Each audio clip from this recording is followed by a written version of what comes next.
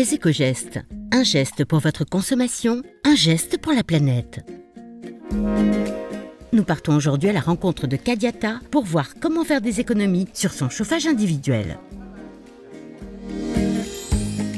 Un éco-geste est un geste simple de la vie de tous les jours, un geste que chacun peut faire afin de réduire son empreinte carbone et faire des économies.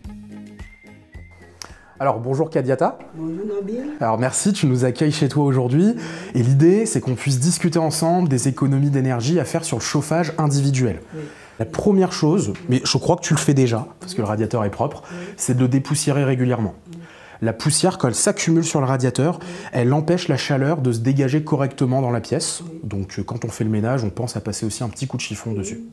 Voilà. Deuxième chose, c'est pareil, tu l'as déjà fait, c'est de lui laisser de la place, de ne pas mettre de meubles devant, un canapé, une armoire ou quoi.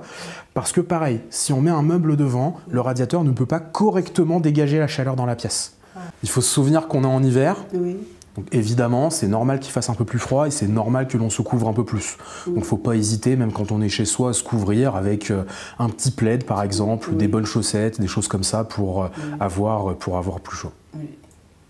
Autre chose, c'est que tu as dans ton appartement un thermostat programmable. Le thermostat, il permet de faire deux choses. Premièrement, il va te permettre de régler la température que tu veux mettre dans l'ensemble de ton logement. Donc c'est là où tu vas indiquer 19 degrés.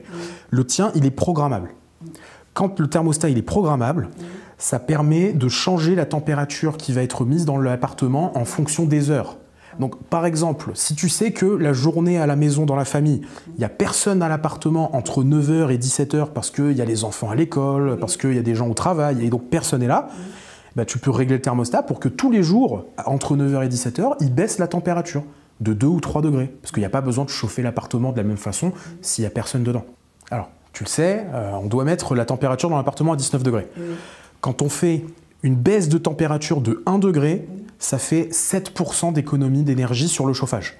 Donc c'est très important et très rapide. Quand il y a des gens parfois qui se chauffent à 22, à 23 degrés chez eux, eh ben, ils peuvent faire des économies extrêmement vite, juste en baissant la température à 19 degrés. Et on s'y habitue très vite.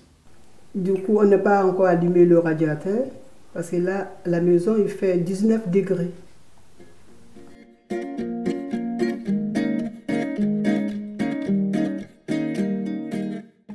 Alors, Kadiata, là, on est à côté de ta chaudière. Pour la chaudière, ici, il y a deux choses à retenir. Premièrement, si à un moment avec la famille, vous partez en vacances, vous partez quelques jours pendant l'hiver, tu peux la passer en mode hors gel. Ou alors, souvent, c'est le mode départ. Là, la tienne, j'ai vu que c'est une petite icône avec une valise pour indiquer que voilà, on est parti. Ça permet à la chaudière de maintenir les radiateurs, les canalisations à 7 degrés minimum. Et c'est pour éviter qu'elle gèle. Donc c'est pour éviter qu'il y ait des pannes derrière. Et ça, c'est indispensable de le faire pendant l'hiver. Et en même temps, ça évite de continuer à chauffer un appartement si personne ne se trouve dedans pendant plusieurs jours. Alors Kadiata, deuxième chose que tu peux faire pour ta chaudière, c'est tout simplement de permettre au chauffagiste de passer chaque année. Le chauffagiste, il passe pour faire deux choses. Pour vérifier que la chaudière, elle marche correctement et qu'il n'y a pas de problème de sécurité gaz, donc c'est super important. Et la deuxième chose, c'est qu'il fait l'entretien de l'équipement. Et quand il entretient l'équipement, il va nettoyer la chaudière et il va éviter qu'elle s'encrasse. Parce que quand une chaudière et les réseaux de chauffage s'encrassent, il va commencer à y avoir des surconsommations d'énergie sur le chauffage. Merci Kadiata. Les éco-gestes. Un geste pour votre consommation, un geste pour la planète. Retrouvez toutes nos astuces dans votre espace locataire en ligne.